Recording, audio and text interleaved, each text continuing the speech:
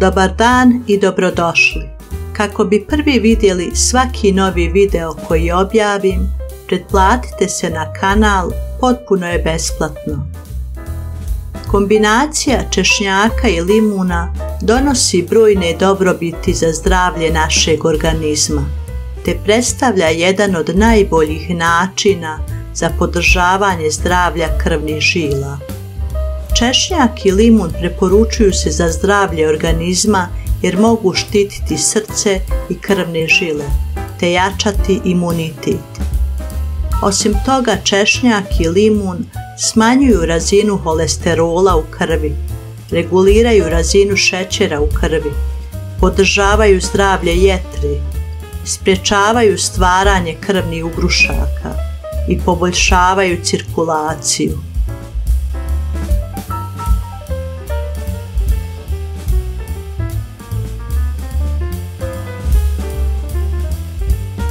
Kombinacija češnjaka i limuna također će pomoći kod raznih infekcija i upalnih stanja u organizmu.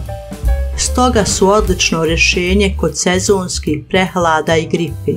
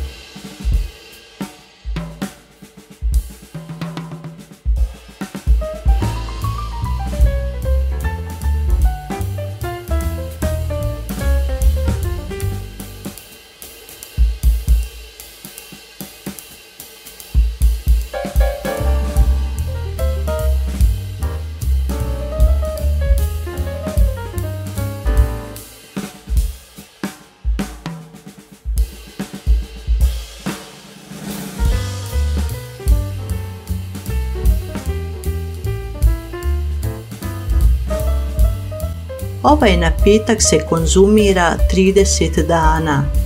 Svako jutro prije doručka popijte 50 ml.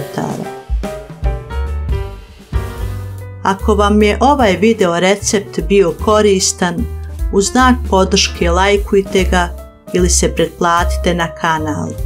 Veliki pozdrav!